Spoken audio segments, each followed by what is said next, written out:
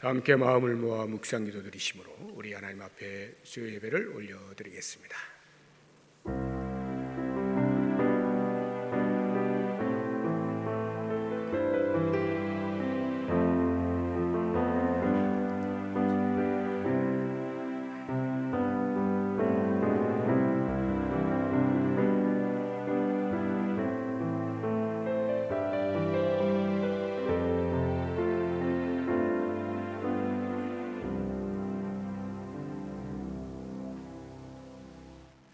사랑이 많으신 하나님 아버지, 하나님을 예배하는 사모의 마음을 가지고 이 수요 저녁 시간 예배의 자리에 나왔습니다. 성전에서, 가정에서, 있는 처소에서 마음을 다하여 정성껏 예배할 때 영광받아 주시옵소서. 예수님의 이름으로 기도드립니다. 아멘. 찬송가 96장입니다.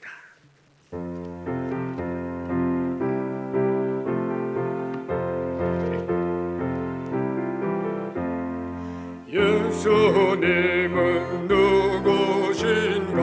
은은 자의 위로와 없는 자의 음성이며 전한 자의 높음과 잡힌 자의 노임되고 우리 기쁨 되시네.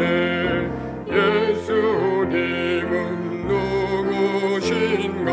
약한 자의 강함과 눈먼 자의 빛이시며 병든 자의 고침과 죽은 자의 부활되고 우리 생명 되시네.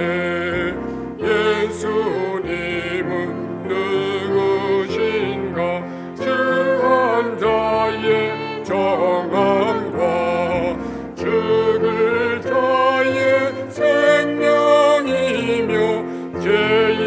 죄인들의 중보와 멸망 자의 구원되고 우리 평화 되시네.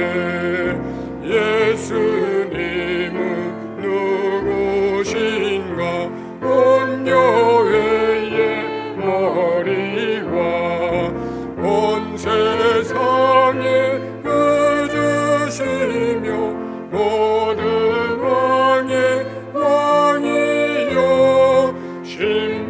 심판하신 주님 되고 우리 영광 되시네. 아멘. 제가 대표하여 기도하겠습니다. 하나님 아버지, 감사합니다. 수요일 저녁 주 앞에 나왔습니다. 주님을 사모하며 예배를 사모하며 하나님 앞에 드리는 예배의 영광을 기억하고 나왔습니다. 우리의 마음 가운데 주를 향한 뜨거운 마음이 베푸시는 은혜로 말미암아 충만케 하셔서 새로운 힘과 용기를 얻을 수 있는 복된 시간이 되게 하여 주시고 우리의 예배를 통하여 하나님께서 크게 웃으시며 영광을 받으시기를 원합니다. 이 나라의 민족을 위하여 기도합니다. 코로나로 인하여 많은 사람들이 신음하고 힘들어하고 있는 가운데에서 백신이 접종될 수 있게 하여 주심을 감사합니다. 많은 사람들이 백신을 접종함으로 집단 면역이 하루속히 생기게 하시고 더 이상 코로나의 공포로부터 고민하지 아니하고 해방되어서 마음껏 일상의 삶을 살아갈 수 있는 복이 있게 하시기를 원합니다. 이 나라의 민족의 경제를 지켜주시기를 원합니다. 부동산 투기로 인하여 나라가 많이 어지럽습니다. 주님께서 모든 백성들이 공평하게 살아갈 수 있는 서민 경제가 활발히 일어날 수 있도록 도우시기를 원합니다. 정직하게 성실하게 살아갈 때에 그 삶의 대가를 얻을 수 있는 좋은 나라가 되게 하시기를 원합니다. 우리 교회를 위하여 기도합니다. 모든 성도들이 한자리에 나와 예배하는 기쁨을 누릴 수 있기를 간절히 소망합니다. 비록 가정에서 있는 처소에서 영상으로 예배한다 할지라도 혹이라도 믿음이 해이해지지 않게 하여 주옵시고 오히려 주를 향하여 더 뜨거운 마음과 우리의 믿음을 돌아보면서 새롭게 정립할 수 있는 좋은 기회가 되게 하시기를 원합니다. 온 성도들이 큐티의 생활을 위하여 열심을 내고 있습니다. 지치지 않게 하여 주시고 날마다 주의 말씀으로 새롭게 힘을 공급받게 하시며 영으로 깨어날 수 있는 귀한 한 해가 될 수 있도록 인도하여 주시옵소서. 우리의 가정도 지켜주셔서 많은 시간들을 함께하는 이 좋은 기회에 가정의 관계가 회복되게 하시고 정립되게 하시고 돈독해질 수 있도록 도와주시기를 원합니다. 우리의 어린 아이에서부터 노년에 이르기까지 각 가정이 건강하게 세워짐으로 교회 공동체가 건강해질 수 있게 하시고 이 사회가 바르게 되어질 수 있는 은혜가 있게 하여 주시옵소서. 이 시간도 우리가 마음을 다하여 예배합니다. 특별히 말씀을 듣기를 원합니다. 우리의 마음을 활짝 열게 하시고 주의 말씀이 잘 깨달아지게 하시며 집중하여 들을 수 있는 은혜가 있게 하셔서 그 말씀을 붙잡고 우리의 삶의 지표를 삼으며 나아갈 방향을 삼을 수 있는 복된 말씀의 시간이 되게 하여 주옵소서. 전하는 자와 듣는 자 모두가 하나님의 은혜 안에 깊이 침잠할 수 있는 복된 시간이 되게 하여 주옵소서. 예수님의 이름으로 기도드립니다. 아멘.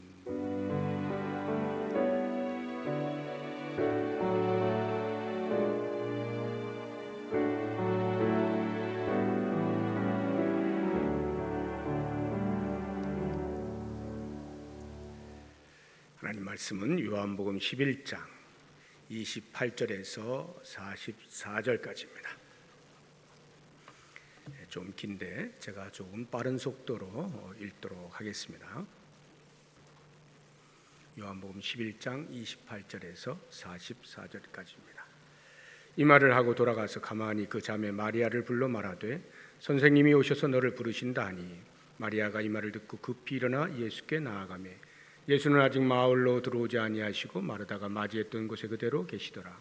마리아와 함께 집에 있어 위로하던 유대인들은 그 급히 일어나 나가는 것을 보고 곡하러 무덤에 가는 줄로 생각하고 따라가더니 마리아가 예수 계신 곳에 가서 배웠고 그 발 앞에 엎드려 이르되 주께서 여기 계셨더라면 내 오라버니가 죽지 아니하였겠나이다 하더라. 예수께서 그가 우는 것과 또 함께 온 유대인들이 우는 것을 보시고 심령의 비통이 여기시고 불쌍히 여기사 이르시되 그를 어디 두었느냐 이르되 주여 와서 보옵소서 하니 예수께서 눈물을 흘리시더라. 이에 유대인들이 말하되 보라 그를 얼마나 사랑하셨는가 하며 그중 어떤 이는 말하되 맹인의 눈을 뜨게 한 이 사람이 그 사람은 죽지 않게 할 수 없었더냐 하더라. 이에 예수께서 다시 속으로 비통히 여기시며 무덤에 가시니 무덤이 구리라 돌로 막았거늘 예수께서 이르시되 돌을 옮겨 놓으라 하시니 그 죽은 자의 누이 마르다가 이르되 주여 죽은 지가 나흘이 되었음에 벌써 냄새가 나나이다. 예수께서 이르시되 내 말이 내가 믿으면 하나님의 영광을 보리라 하지 아니하였느냐 하시니 돌을 옮겨 놓으니 예수께서 눈을 들어 우러러보시고 이르시되 아버지여 내 말을 들으신 것을 감사하나이다. 항상 내 말을 들으시는 줄을 내가 알았나이다. 그러나 이 말씀하옵는 것은 둘러선 무리를 위함이니 곧 아버지께서 나를 보내신 것을 그들로 믿게 하려 함이니이다. 이 말씀을 하시고 큰 소리로 나사로야 나오라 부르시니 죽은 자가 수족을 배로 동인 채로 나오는데 그 얼굴은 수건에 쌓였더라. 예수께서 이르시되 풀어놓아 다니게 하라 하시니라. 아멘. 오늘 본문은 오늘 우리가 함께 큐티한 본문이죠. 죽은 나사로를 살리시는 예수님에 대한 내용입니다. 이 사건의 시작은 요한복음 11장 1절로부터 시작이 되어져서 지금 계속 진행이 되고 있는 것입니다. 예수님께서 베다니에 계셨다가 베다니로 오시는 이러한 그 공간의 이동을 우리가 먼저 이해를 할 필요가 있는데 예수님께서 베다니라고 하는 말은 베다니가 장소가 두 곳이 있었다는 뜻이고 예수님이 계셨던 곳이 베다니인데 그 베다니는 요단강 동편 세례 요한이 세례를 베풀던 곳입니다. 10장 40절을 보시게 되면 예수님이 계신 곳이 이렇게 나옵니다. 다시 요단강 저편 요한이 처음으로 세례 베풀던 곳에 가서 거기 거하시니. 그런데 여기가 어디냐? 그것이 요한복음 1장 28절에 나옵니다. 보시죠. 이 일은 요한이 세례 베풀던 곳 요단강 건너편 베다니에서 일어난 일이니라 해서 세례 요한이 세례 베풀던 곳이 요단 건너편의 베다니라고 하는 곳인데 예수님이 지금 거기에 머물러 계시는 겁니다. 그런데 거기에서 이제 이 나사로의 소식을 이제 듣게 되시는데 이 나사로의 소식을 전한 사람이 마르다와 마리아가 사람을 보내서 예수님께 소식을 전한 것인데 그 마르다와 마리아 그리고 죽은 나사로가 살던 동네가 베다니입니다. 11장 1절을 보시게 되면 어떤 병자가 있으니 나사로죠. 이는 마리아와 그 자매 마르다의 마을 베다니에 사는 나사로라 해서 이 베다니는 예루살렘의 동남쪽 한 3km 정도 떨어진 곳입니다. 그러니까 베다니에서 베다니로 이동하시게 되는 이 거리를 대략적으로 성경에 나와 있는 그 시간들을 추정해서 볼 때 약 하루거리 정도로 우리가 이해를 하고 있습니다. 그래서 이제 나사로가 죽기 전에 병들었을 때의 소식을 들으셨지만 예수님께서는 그 베다니에서 바로 오지 아니하시고 잠시 머뭅니다. 한 이틀 정도 유하시다가 그리고 이동을 하셔서 나사로가 죽은 지 나흘 되던 때에 예루살렘 근처에 있는 나사로의 집 베다니로 오시게 됩니다. 이렇게 오시게 될 때 이제 마르다가 그 소식을 듣게 돼요. 그래서 불이 나게 나갑니다. 예수님이 베다니 동네에 들어오시기도 전에 그 동구 밖에서 이미 마르다가 영접을 하는 거예요. 그래서 그런 이제 예수님과 마르다와의 대화가 우리가 읽은 본문의 말씀 앞에 나와 있습니다. 그리고 오늘 우리가 읽은 본문은 마르다의 여동생인 마리아와 예수님과 만나서 대화하는 거기에서부터 시작이 되는 것인데 28절을 보시게 되면 이 말을 하고 돌아가서 가만히 그 자매 마리아를 불러 말하되 마르다가 자기 동생 마리아를 부르는 겁니다. 이 말의 의미는 예수님이 오신다는 소식을 듣고 뛰쳐나간 사람은 마르다예요.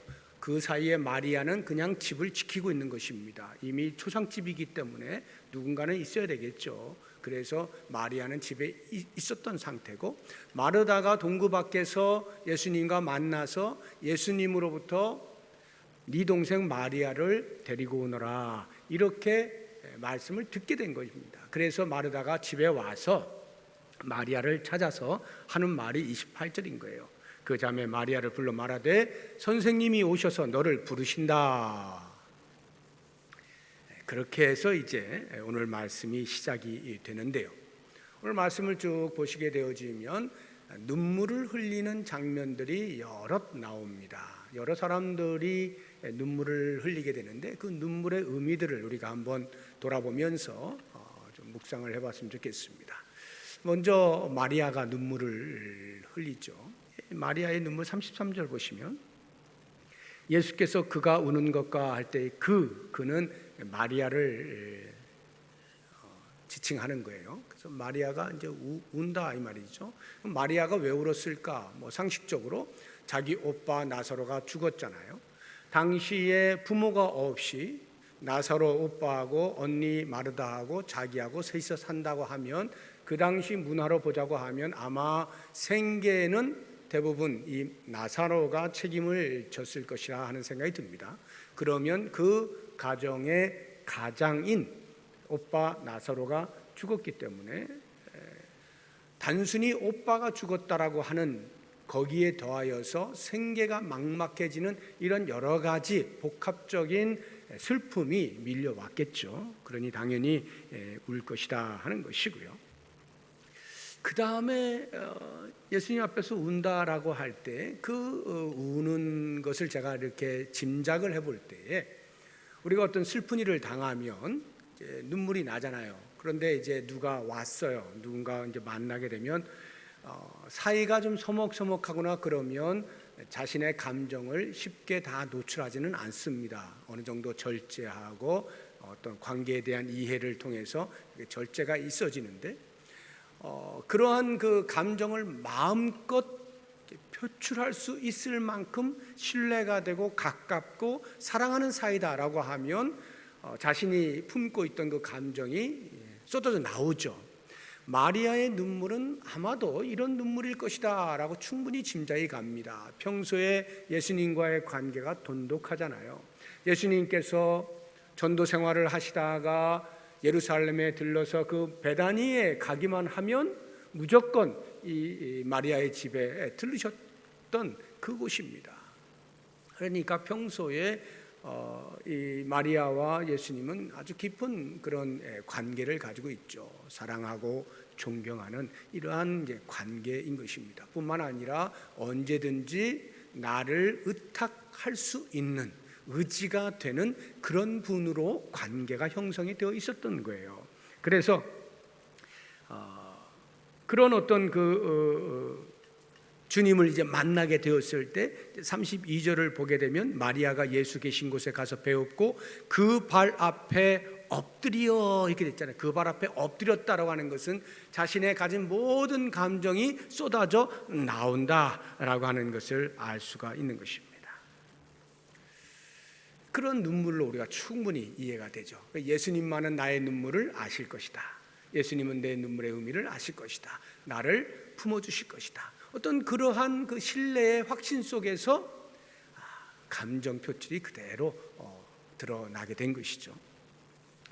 그런가 하면 또 다른 눈물의 의미를 생각해 보면 오빠 나사로를 이제 잃었어요. 잃었는데 사실은 죽기 전에 예수님께 통보를 했단 말이죠. 예수님이면 충분히 살리실 수 있을 것이다라고 하는 믿음이 있었기 때문에 예수님 좀 빨리 와주세요라고 하는 의미에서 통보를 했겠죠.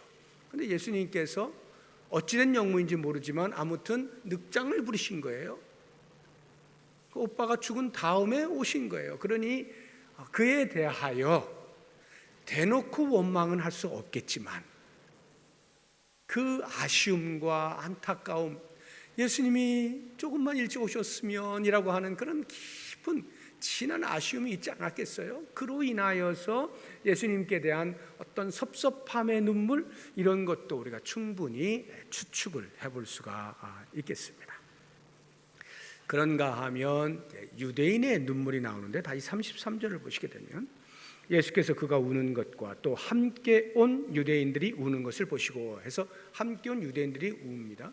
여기 함께 왔다라고 하는 말은 마리아의 집에 조문하러 온 사람들이 많았어요. 그러니까 아마 평소에 좋은 관계들이 있었던 것 같아요. 이 마리아 가정은 예수 공동체에 속한 사람들이잖아요. 근데 유대인들은 일반적으로 유대교에 속한 사람이에요. 그러니까 별로 관계가 좋을 수 없는 그런 상황인데 모르겠습니다. 한 동네에서 그런 것과 관계없이 좋은 관계를 유지하지 않았느냐 하는 이제 추측이 되는데, 아무튼 많은 유대인들이 조문하러 왔는데 마리아가 황급히 마르다의 말을 듣자마자 예수님을 만나러 뛰쳐나갔단 말이죠.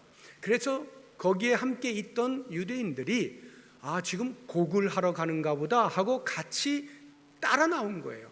그러면서 이제 예수님 만나는 자리에 함께 있었는데 마리아가 우니까 이 유대인들도 함께 우는 거죠. 그런 걸 보면 우리 문화나 어느 나라 문화나 비슷한데 이런 장례의 상황 속에서는 그 유족들에 대하여 마음이 이렇게 오고 가는 거잖아요. 그래서 같이 슬퍼해 주는, 이것은 지극히 이제 당연하다 하는 생각이 드는데요. 우리가 이제 주목해 볼 것은 예수님의 눈물입니다.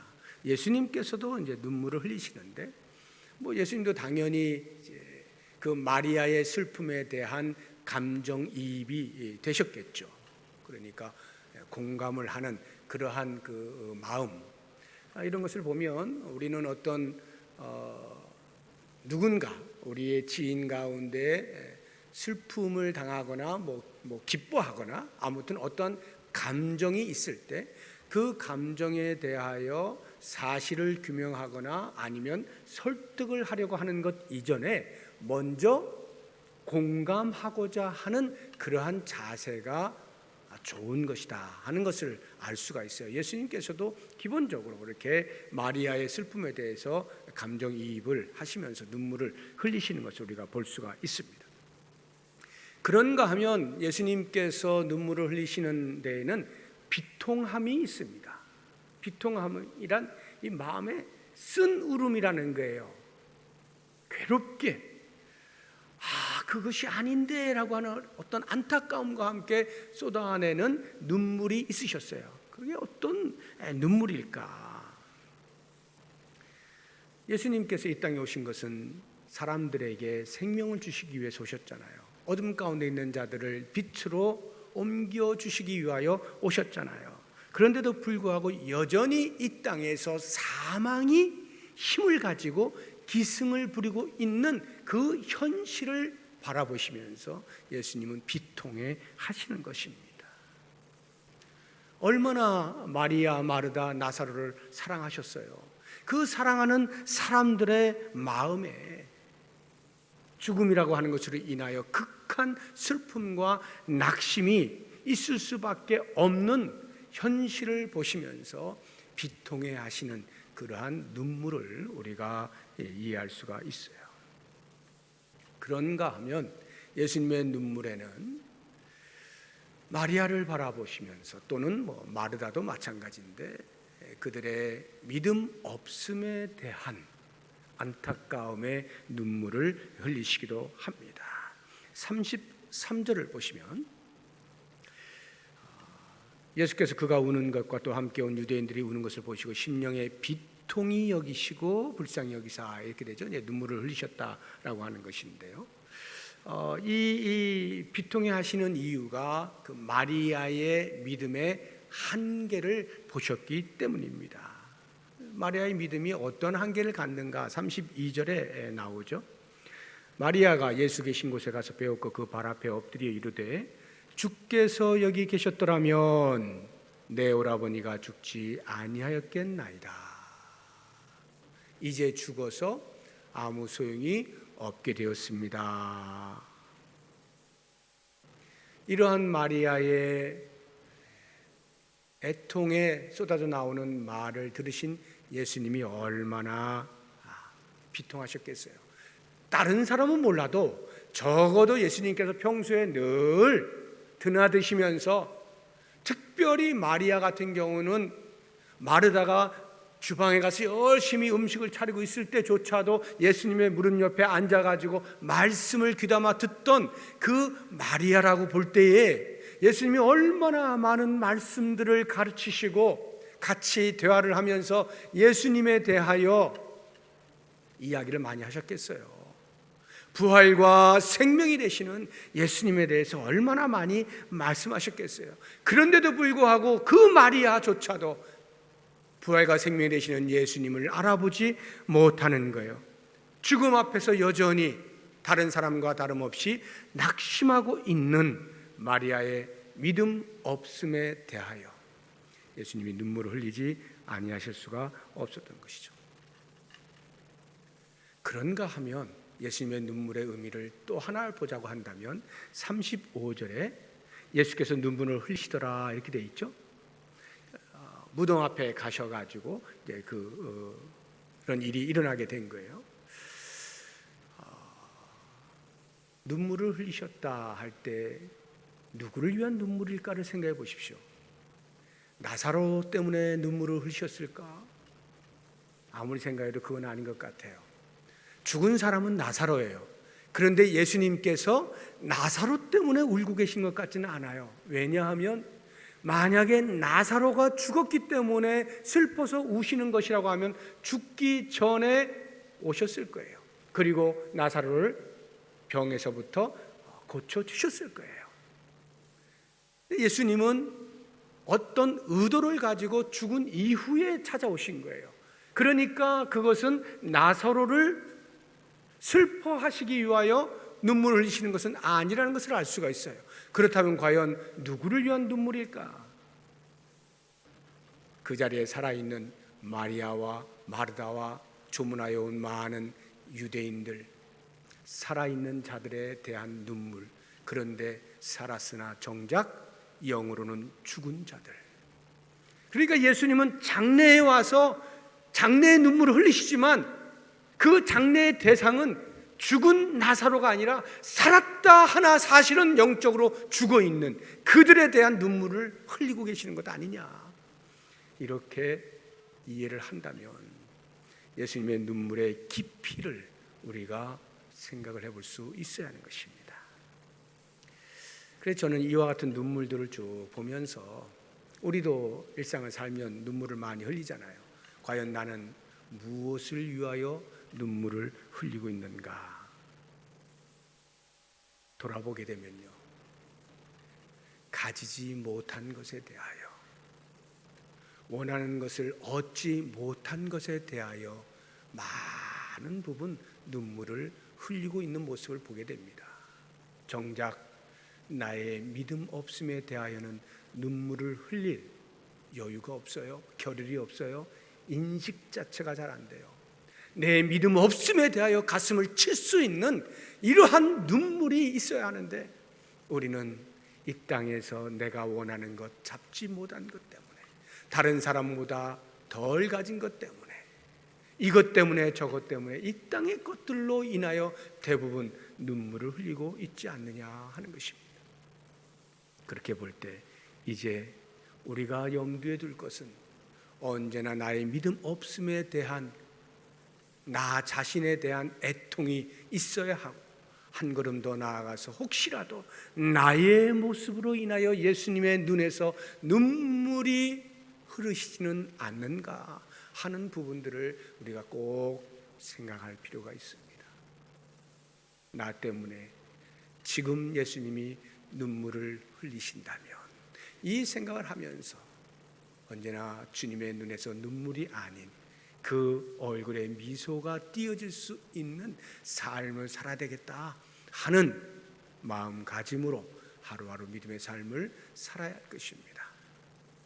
우리가 두 번째로 같이 좀 묵상을 해보려고 하는 것은 이제 이 나사로의 그 무덤이 있는 그 무덤 앞에서 일어난 일들을 통해서 우리가 같이 한번 묵상을 해보려고 하는데, 예수님께서 그 무덤 앞에 이제 사람들과 함께 오셨어요. 그리고 제일 먼저 하신 것이 명령을 하시는 겁니다. 돌을 옮겨 놓으라. 39절 보세요. 예수께서 이르시되 돌을 옮겨 놓으라. 돌을 옮겨 놓으라. 물론 그건 나사로에게 한 말씀이 아니죠. 거기 주변에 있는 사람들에게 한 말씀이에요. 돌을 좀 치워라, 이렇게 이야기하는 것입니다. 당시 유대인의 그 무덤이 이렇게 돌로 막혀져 있다는 것을 생각하시면 그 의미는 이제 시체에게 뭔가 일이 일어날 것을 암시하고 있는 그러한 명령이라는 것을 알 수가 있습니다. 그때 마르다가 즉각적으로 반응을 합니다. 39절 보세요. 돌을 옮겨 놓으라 하시니 그 죽은 자의 누이 마르다가 이르되 주여 죽은 지가 나흘이 되었음에 벌써 냄새가 나나이다. 혹시 예수님 잘 모르실까 봐 제가 드리는 말씀인데, 방금 전에 죽은 것도 아니고 벌써 4일이나 지났습니다. 더 이상 아무런 희망이 없습니다. 괜스레 희망 고문하지 말아주세요. 쓸데없는 짓 하지 말아주세요. 그냥 현실을 받아들이세요. 그리고 그저 죽은 자에 대하여 조문만 하시면 될 것 같습니다. 이미 4일이 지나서 냄새가 나는데 뭘 어떻게 더 하시려고요? 괜히 미안해하면서 뭐 해보시려고 그러실 필요 없습니다. 끝난 건 끝난 겁니다. 이런 이야기를 하고 있는 것이죠. 마리아도 그렇고 마르다도 그렇고 그들의 신앙의 한계가 만약의 신앙이기 때문에, 만약의 신앙.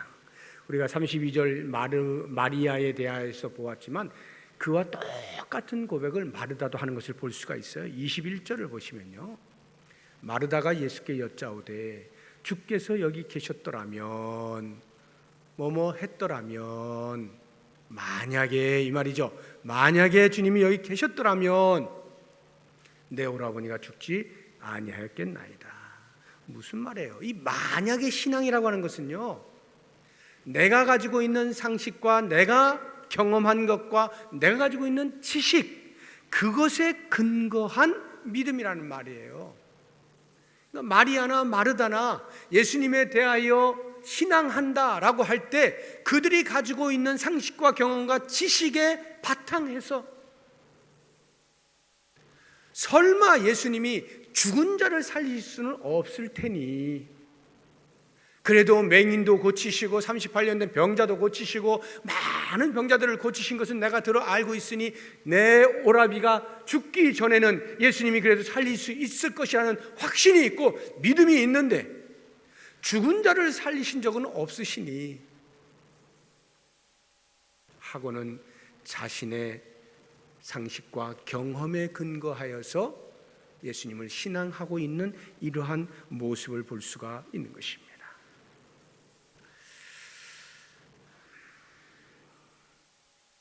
우리의 믿음이라고 하는 것은 우리가 생각하고 있는 지식과 상식, 경험 넘어 말씀에 근거한 신앙을 가질 수 있어야 돼요. 말씀에 근거한. 예수님께서 내가 부활이요 생명이라 말씀하시면 그 말씀을 붙잡고 내 지식 넘어, 내 상식 넘어, 내 경험 넘어까지 갈 수 있어야 돼요. 이게 믿음이에요. 이게 신앙이에요. 기독교 신앙이 그래서 다른 그 어떤 종교가 말하고 있는 그런 신앙하고는 전혀 차원이 다른 거예요. 주님께서 말씀하신 그 말씀에 근거하여 예수님을 신앙하는 거예요. 이것이 우리가 나아갈 믿음의 자리라고 하는 것입니다. 예수님께서 돌을 옮겨 놓으라는 의미가 뭐겠어요? 조문하시려고? 아니죠. 소생시키려고 돌을 옮겨 놓으라 말씀하시는 거예요. 그런데 지금 못 알아들으니까 예수님이 뭐라고 말씀하십니까? 40절에 내 말이 내가 믿으면 하나님의 영광을 보리라 하지 아니하였느냐, 이 답답한 인생아, 이렇게 말씀하시는 거예요. 이미 내가 너와 만났을 때 이 이야기 해 주었는데 여전히 네가 믿지 못하고 있구나. 결국은 이 말씀을 듣고 나서야 사람들이 돌을 옮깁니다. 41절에 보면 돌을 옮겨 놓으니 이렇게 돼 있잖아요. 이것이 이제 그 말씀을 듣고 깨달아서 잘못했습니다 하고 돌을 옮겨 놓은 건지, 아니면 하도 말씀을 하시니 괜히 이 장래에 어색해지지 않도록, 이상해지지 않도록 그래 일단 옮겨 놓고 보자, 그렇게 해서 옮겨 놓았는지는 모르겠습니다. 어찌되었든 옮겨 놓았어요. 순종을 하였어요. 순종하니까 어떻게 됩니까? 분명 거기는 장례의 자리였는데 그 결과를 보면 축제의 자리로 바뀌지 않아요?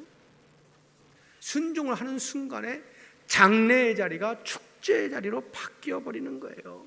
그래서 우리는 우리의 상식이나 경험이나 지식 너머에까지 신뢰의 다리를 건설할 수 있어야 되는 거예요.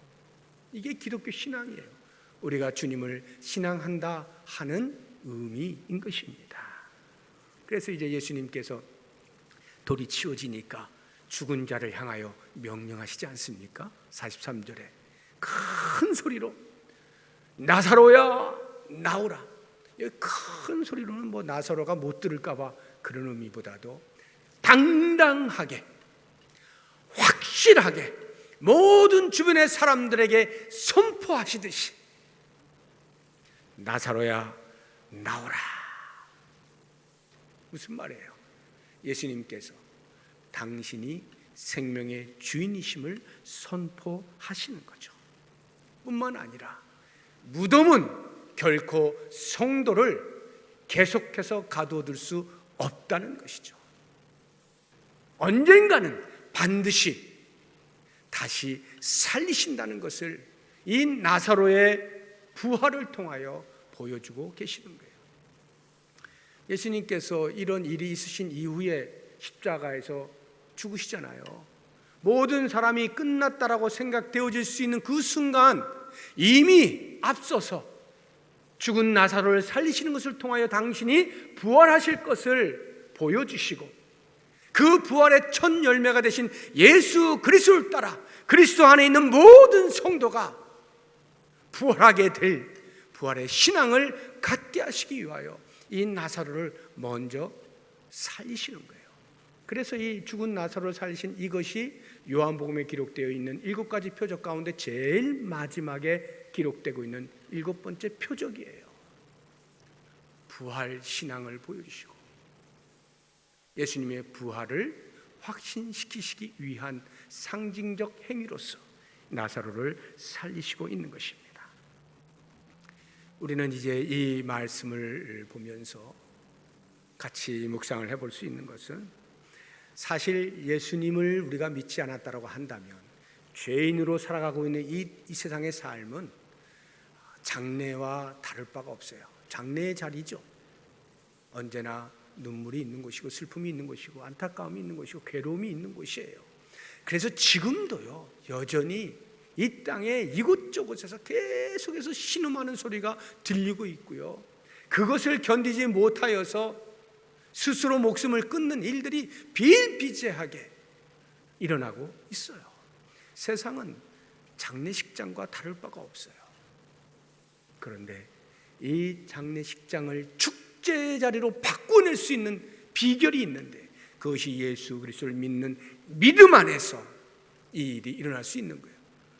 이 말의 의미는 예수를 믿는 우리 모든 성도들의 삶을 통하여서 여기 생명이 있습니다, 여기 기쁨이 있습니다, 알려줘야 한다는 거예요. 만약에 우리가 예수를 믿는 신앙을 가지고 있음에도 불구하고 다른 사람과 별 다를 바 없이 여전히 찡그리고 눈물만 흘리고 걱정하고 마치 장례식장에 있는 사람처럼 살아간다고 하면 과연 우리의 믿음이 그리스도를 향한 진정한 믿음이냐 확인을 해봐야 돼요. 우리 때문이 아니라 예수님 때문에 장례의 자리가 축제 자리로 바뀌게 되어지는 이것을 우리 성도들이 입증해 내야 하는 것 꼭 기억을 하면 좋겠고요. 또 한 가지는 이 부활신앙, 그래서 이 부활신앙이 중요하다는 거예요. 이 땅으로 끝이라고 한다면 정말 해보고 싶은 거 제대로 하지 못하고 마음껏 향락과 쾌락을 즐기지 못한 채 살아가는, 절제하며 살아가는 우리의 삶이야말로 불쌍하겠죠. 그러나 우리에겐 부활신앙이 있잖아요. 영원한 하늘나라에 대한 소망을 가지고 있잖아요. 그런 사람들이기 때문에 이 부활신앙은 우리에게 막연한 추상적인 그러한 신앙이 되어서는 안 돼요. 너무나 생생하고 너무나 확실한 우리의 삶의 모든 삶의 근거가 되어지는 신앙으로 부활신앙이 자리매김할 수 있어야 돼요. 예수님께서 말씀하시지 않습니까? 풀어놓아 다니게 하라. 풀어놓아 다니게 하라. 부활신앙을 가진 자는요, 머무르는 것이 아니에요. 계속해서 신앙의 활동을 하는 거예요. 신앙의 행위를 하는 거예요. 살아있음을 증명해내는 거예요. 이것이 부활신앙을 가진 사람의 삶입니다. 우리 모두는 예수님의 부활하심처럼 우리도 부활하게 되는 그 영광스러운 날을 기대하면서 오늘 부활한 자로서의 삶의 긍지와 그 믿음으로 살아나갈 수 있어야 돼요. 어쩌로 원하기는 죽은 나사로를 다시 살리신 주님이 나를 다시 살리셨음을 확신하고 다시 살리셨을 때 풀어놓아 다니게 하라는 그 말씀대로 우리가 마음껏 예수를 믿는 신앙 안에서 신앙의 행위를 기쁘게 즐겁게 모든 사람에게 천국을 알리면서 마음껏 살아낼 수 있는 우리 모두가 될 수 있기를 주님의 이름으로 축복합니다. 기도하겠습니다. 하나님 아버지, 우리에게 부활의 소망이 있게 하심을 감사합니다. 어둠에서 빛으로, 사망에서 생명으로 옮겨주신 주님께서 먼저 부활하심으로 우리에게 부활의 신앙을 주시고 그 신앙을 가진 자답게 살아갈 수 있는 은혜를 주시니 감사합니다. 우리의 삶의 현장이 더 이상 슬픔과 눈물과 아쉬움과 안타까움과 신음과 한탄의 자리가 아니라 예수 그리스도로 말미암는 큰 기쁨과 감사와 감격의 자리가 되게 하여 주옵소서. 모든 사람들에게 우리의 부활 신앙을 증거하며 천국을 바라보며 사는 삶의 맛을 누리며 살아가는 우리 모두가 되게 하여 주옵소서. 예수님의 이름으로 기도드립니다. 아멘. 이제 우리 주님께서 가르치신 기도로 예배를 마치도록 하겠습니다. 하늘에 계신 우리 아버지여, 이름이 거룩히 여김을 받으시오며 나라가 임하시오며 뜻이 하늘에서 이루어진 것 같이 땅에서도 이루어지이다. 오늘 우리에게 일용할 양식을 주시옵고 우리가 우리에게 죄 지은 자를 사하여 준 것 같이 우리 죄를 사하여 주시옵고 우리를 시험에 들게 하지 마시옵고 다만 악에서 구하시옵소서. 나라와 권세와 영광이 아버지께 영원히 있사옵나이다. 아멘.